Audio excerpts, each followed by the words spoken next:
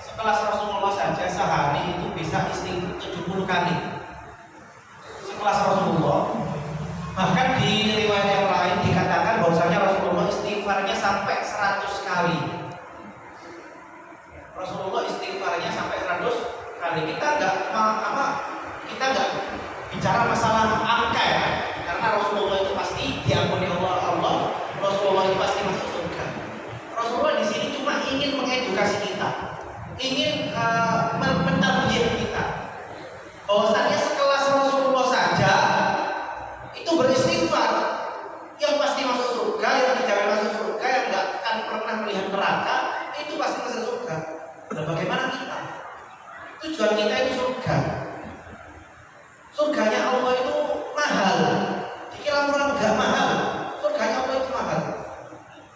Kita pengen masuk surga. Kalau bisa surga tanpa hisab, langsung masuk tanpa dihisab dulu, tanpa diperiksa dulu, tanpa dihisab dulu. Tadi dikatakan bahwasanya ada kemungkinan orang yang asal umatnya Nabi Muhammad yang akan masuk surga tanpa hisab itu sekitar 70 ribuan. 70 ribuan orang dari umat Nabi Muhammad itu akan masuk surga tanpa hisab. Enak ya? 70 ribu orang masuk surga tanpa hisab. Kita berharap bisa seperti mereka, bisa menjadi bagian daripada 70 orang tersebut. Kita ketahui bahwasanya hisab itu gampang. Hisab itu berat. Hisab itu berat. Bahkan kita menunggu hisab saja itu sangat berat sekali. Kita menunggu untuk dihisab sama Allah itu perkara yang sangat berat sekali.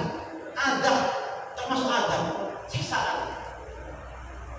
Ya, jadi intinya apa? Intinya ayo istighfar.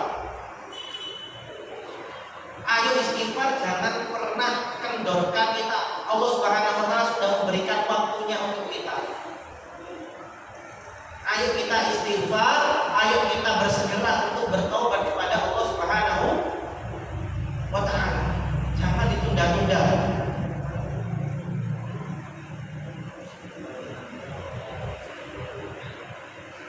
Jadi intinya kita harus beristighfar kepada Allah Subhanahu wa taala. Fi nihayati wasiyati labudda an udzakkirakum ma'syara al-mu'minina بقضية قبلتكم الأولى فإن قبلتكم الأولى في هذه الأيام تتعرض لبأس شديد، ويتعرض أهل المسجد الأقصى خاصة وأهل فلسطين عامة إلى ألم ووجع كبير. لكل يوم هناك شهيد في المسجد الأقصى وفي المدن المحيطة بالمسجد الأقصى. في كل يوم هناك شهيد في فلسطين ولا أستثني يوما واحدا. قبل أسبوع دخل جنود الاحتلال إلى المسجد الأقصى بالأسلحة وأطلقوا النار والقنابل على المصلين. وفي اليوم الذي بعده أخرجوا المصلين من الرجال والنساء خارج المسجد فجعلوهم يصلوا صلاة التراويح الشارع الخلفي. لماذا؟ يريدون أن يدخلوا المسجد ويدخلوا قرابينهم التي يزعمون أن هذه الأيام هي أيام عيد لهم. يدخلون قرابينهم ونجاساتهم إلى المسجد الأقصى، يريدون أن يذبحوها داخل المسجد. لكن أهل المسجد الأقصى لا يريدون، ويقفون ويحولون بين هذا بأنفسهم، حتى النساء تقف وتتصدى أمام أسلحة الاحتلال. إحدى النساء في المسجد الأقصى أمسكت بسلاح هذا الجندي ووضعته على صدره. قالت: إن كنت ستدخل المسجد الأقصى لا بد أن تقتلني ثم تدخل. ولكن هذه المرأة انتهك شرفها وخلع عن رأسها حجابها وكشفت عورتها وضربت بالسلاح حتى سال الدم من رأسها، وانتشرت صورتها في الإنترنت وقالت: وإسلام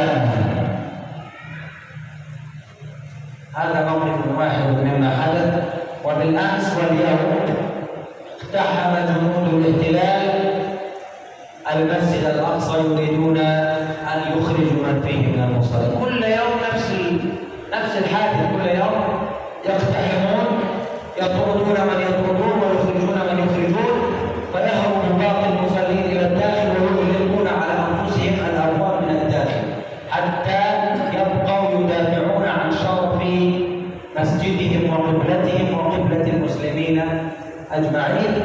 أنا أذكر لكم هذا الموقف وأترك لكم مشاهدة هذا في الإنترنت، وأذكركم بأن أهل فلسطين فرحوا فرحا شديدا، وكان عندهم يوم عيد قبل 10 أيام أو قبل أسبوعين عندما رفضت إندونيسيا أن دخل الاحتلال إلى أراضيها للمشاركة في بطولة كأس العالم.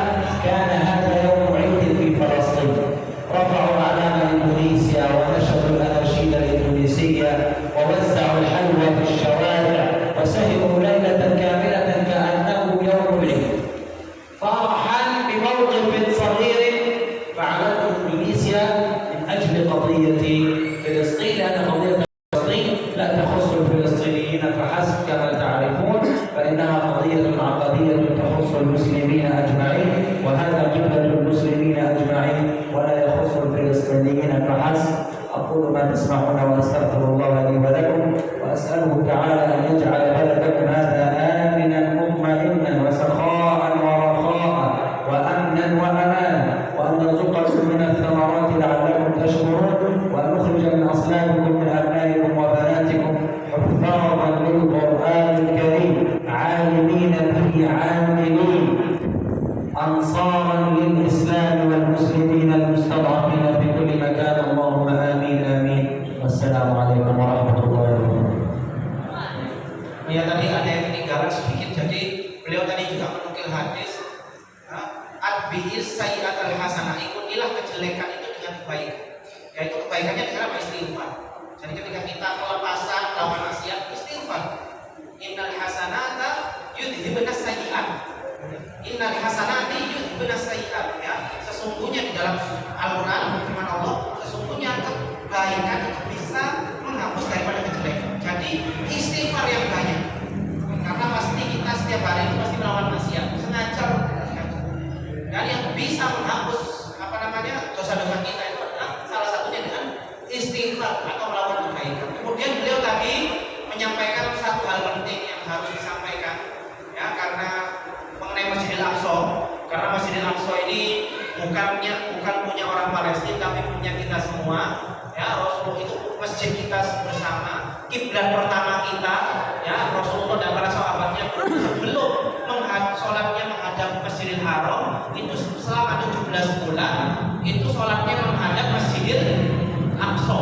Selama 17 bulan itu menghadap Masjidil Aqsa. Ya, diberitahukan di sini bahwasannya beliau tadi bercerita bahwasannya Masjidil Aqsa terutama di bulan Ramadan ini mengalami penghinaan, mengalami pencelaan, ya, yang sangat luar biasa sekali dari mereka para penjajah. Ya, jadi para jamaah yang sholat dikeluarkan, ya, kemudian menyuruh mereka untuk sholat di luar, kemudian menyakiti, dipukul, masuk masjid, ditembak sama bomnya, ya.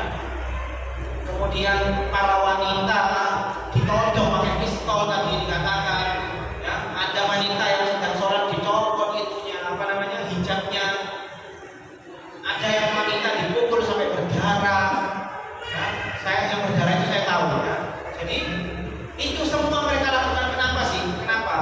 Setiap Ramadan itu konflik di sana itu malah semakin menjadi. Jadi katanya beliau salah satu penyebabnya kenapa Ramadan itu konflik di sana itu semakin menjadi karena mereka berkeyakinan bahwasannya hari Id mereka, hari raya mereka itu di hari-hari Ramadan ini. Dan mereka ketika hari raya itu biasanya menyembelih kurban mereka, dan mereka ingin menyembelih kurbannya di